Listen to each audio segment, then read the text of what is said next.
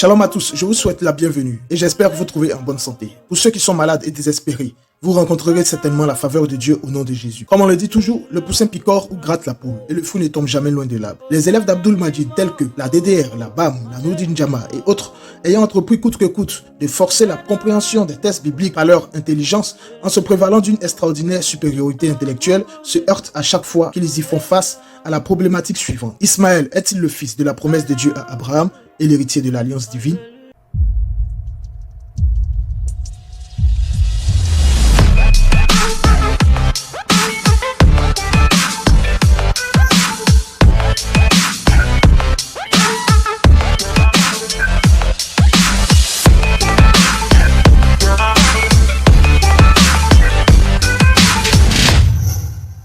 Afin d'être plus objectifs et logiques dans notre démarche, nous procéderons par un raisonnement par l'absurde et nous ferons comparaître les élèves d'Abdul Majid devant les textes de la Torah qui régissent le cadre de notre problématique.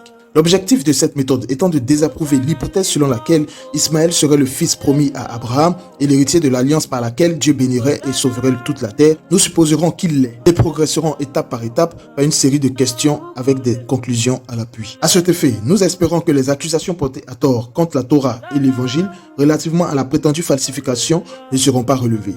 Quoi qu'il en soit, les propos du Cheikh Docteur dans la vidéo suivante sous-tendent qu'il reconnaît indubitablement et sans réserve l'authenticité des textes évoquant l'appel d'Abraham, les promesses et l'alliance de l'Éternel pour le salut des hommes. C'est-à-dire que si nous disons de Mohammed qu'il est le messager de Dieu envoyé pour le salut de toute l'humanité, c'est pas sans preuve.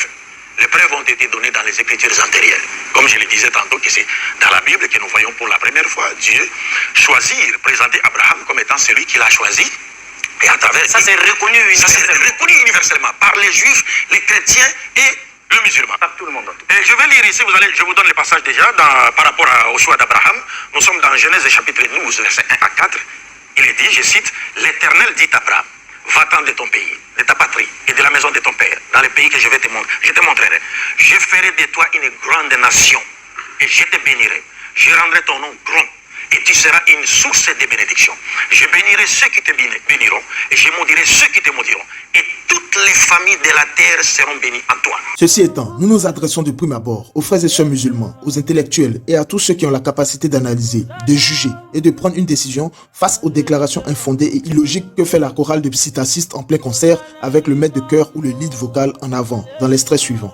Nous disons-le, ce que les gens ne comprennent pas, d'abord, les gens ne savent pas que Isaac même n'a jamais été le fils de la promesse de Dieu faite à Abraham, mais plutôt le fils de la promesse de Dieu faite à Sarah. Dieu, sachant toutes choses, savait que Abraham devait avoir deux fils. Un fils de la volonté de sa femme, un autre fils de la volonté d'Abraham. Je vais vous expliquer. Ishmaël est de la volonté, est de la demande d'Abraham. Isaac est de la demande de Sarah.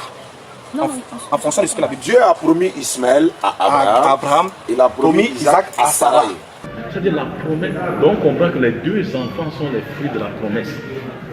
L'autre est le fruit de la promesse de Dieu fait à Abraham et l'autre est le fruit de la promesse fait à Sarah.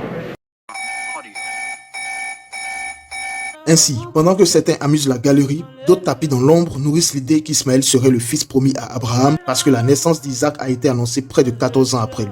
Eh bien, sans plus tarder, nous débuterons avec la période d'avant Ismaël, dans Genèse chapitre 12, chapitre 13 et chapitre 15, pour vérifier leur position. Néanmoins, pour rester dans le cadre de la réfutation, nous ne nous attarderons que sur la postérité charnelle d'Abraham. Après que Dieu lui ait demandé de quitter sa famille, sa terre natale, afin de parcourir de nouvelles horizons, Abraham s'exécuta par la foi et endura épreuve sur épreuve. Et Dieu était avec lui. Tout cet exploit et ce parcours n'était que pour réaliser le plan divin, celui de faire de lui une source de bénédiction et le canal par lequel toute l'humanité serait sauvée. C'est donc dans ce programme qu'Abraham s'inscrit, mais il n'était pas seul.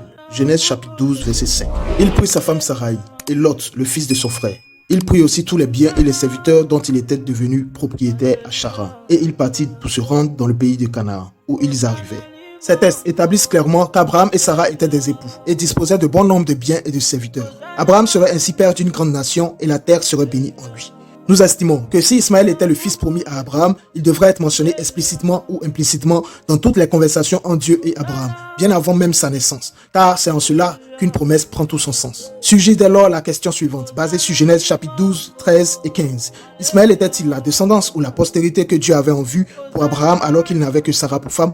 Pour répondre à cette question, nous nous appuierons sur les textes où la notion de descendance ou de postérité ou même d'héritier a été abordée pour les premières fois entre Dieu et Abraham. Ainsi, nous avons à considérer Genèse chapitre 12 verset 7 où l'Éternel apparut à Abraham et dit « C'est à ta descendance que je donnerai ce pays ».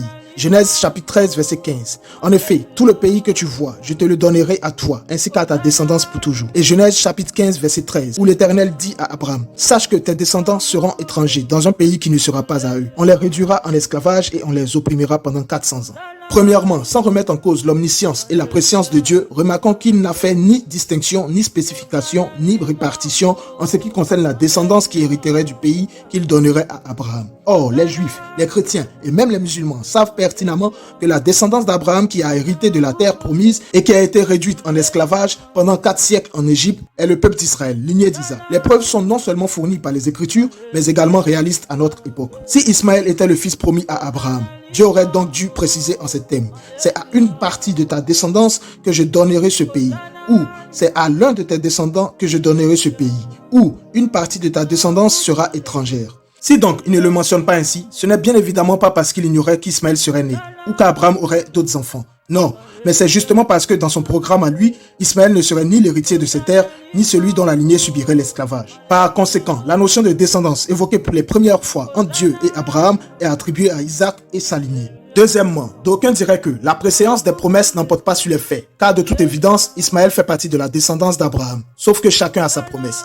Isaac avec ses terres et à la longue Ismaël avec ses 12 princes. Ceux qui avancent de telles choses ne lisent pas et n'ont certainement ni l'esprit de Dieu ni l'esprit d'analyse alors qu'ils se vantent d'une manière prétentieuse. Dieu est le Dieu d'ordre et le plus sage de tous. S'il a créé le monde chronologiquement, ce principe demeure aussi dans cette dispensation. De plus, si Dieu insiste sur une chose, c'est que cette dernière a une priorité et est largement nécessaire soit pour lui, soit pour nous. Moïse nous apprend cela dans Genèse 41, verset 32, avec Pharaon. Il est dit, si le Pharaon a vu le rêve se répéter, c'est que la décision est ferme de la part de Dieu et qu'il la mettra rapidement en œuvre. Si donc nous considérons les propos avancés par ces personnes et que nous nous projetons aux premières heures des conversations entre Dieu et Abraham, la question qui surgit est la suivante. Si Ismaël était le fils promis, pourquoi Dieu ferait-il à Abraham cette unique promesse en faveur de sa descendance? Et pourquoi est-elle faite exclusivement qu'en faveur d'Isaac alors qu'Ismaël est le premier-né d'Abraham? Ismaël ne mériterait-il pas la primauté et la priorité sur Isaac dans les intérêts de Dieu? Ces questions sont destinées au cher docteur et à ses élèves. Troisièmement, dans Matthieu 19, verset 6, le Seigneur Jésus faisant une lumière sur Genèse chapitre 2, verset 24, a dit que l'homme et la femme sont unis par Dieu et deviennent une seule chair. On ne saurait donc nier ce principe avec Abraham et Sarah. En effet, Dieu était le témoin, le garant et le protecteur de leur union pour mettre à exécution son plan de salut et de bénédiction.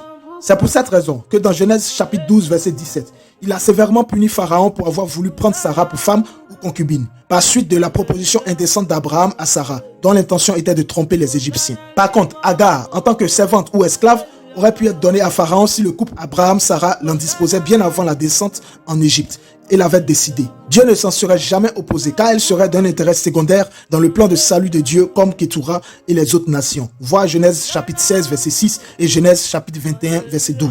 Enfin, pour terminer avec cette première partie, nous présentons de manière particulière les textes qui formulent plus nettement la promesse d'une postérité à Abraham et l'alliance conclue avec lui en faveur de cette dernière. Ainsi, dans Genèse chapitre 15 verset 4 à 5, Abraham, désespéré dans l'attente de l'accomplissement des promesses répétées que Dieu lui a faites, pensait finalement que c'était son serviteur Eliezer qui hériterait de lui. Alors l'Éternel lui adressa la parole. Ce n'est pas lui qui sera ton héritier, mais bien celui qui naîtra de toi. Ce n'est pas lui qui sera ton héritier, mais bien celui qui naîtra de toi. Mais quelle est la valeur portée par le pronom démonstratif celui dans ce texte? Ce pronom fait-il allusion à un seul héritier ou à n'importe lequel qui sortirait des entrailles d'Abraham?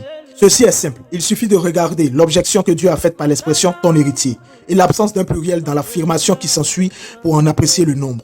En fait, pour référence à l'individu qui est nommé comme héritier par Abraham, Dieu exclut une pluralité d'héritiers.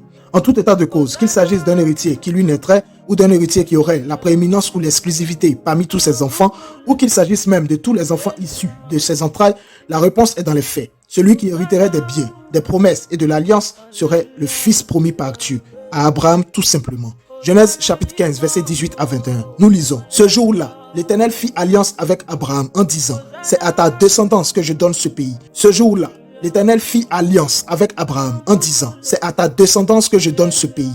L'expression ce jour-là fait référence à une période bien antérieure à la naissance d'Ismaël. Alors, à ce niveau, deux petites questions à l'endroit du docteur Abdul Majid et ses élèves nous semblent bien plus intéressantes. Combien d'alliances Dieu a-t-il conclu avec Abraham? Nous précisons bien avec Abraham. Et quels sont leurs contenus? Nous savons sans prétention aucune que nulle réponse ne serait donnée car ni le maître ni les élèves n'auraient le courage d'y répondre en dépit de leur simplicité. Cela dit, jusque-là, comme nous l'avons mentionné, nous sommes avant la naissance d'Ismaël et donc d'Isaac. Et voici que Dieu et Abraham concluent déjà une alliance dont le contenu n'est que la confirmation des promesses antérieures. Si Ismaël était le fils promis, pourquoi l'alliance ne concerne que la descendance qui posséderait les terres? Ne serait-ce pas à la question d'Abraham posée au verset 8 suivant que Dieu a-t-il répondu à l'alliance? Abraham répondit, Seigneur éternel, à quoi reconnaîtrai-je que je le posséderai? En vérité, cette inquiétude d'Abraham soulevée à l'instant même où Dieu lui fait la promesse de posséder les terres au verset 7 est relative à son besoin urgent de postérité pour assurer son héritage eu égard à son âge avancé. C'est pourquoi la réponse de Dieu se réfère immédiatement à ses descendants au verset 13 et à sa mort au verset 15 suivant. L'Éternel dit à Abraham, sache que tes descendants seront étrangers dans un pays qui ne sera pas à eux.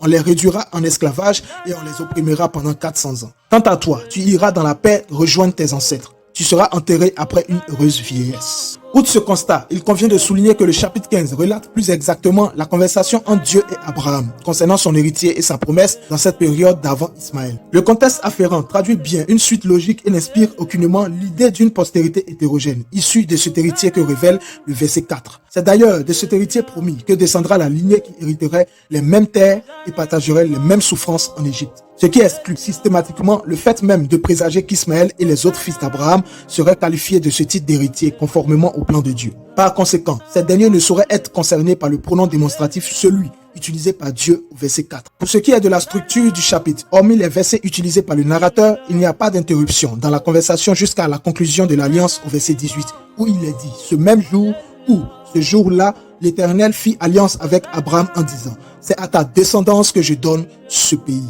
Comme conclusion de cette première partie, la descendance qui était dans la pensée de Dieu et promise à Abraham bien avant même la naissance d'Ismaël était bel et bien Isaac et sa lignée. Quant à Ismaël, il n'a jamais été promis à Abraham, encore moins à Agar, avant sa naissance. Restez abonnés pour la deuxième partie. Shalom.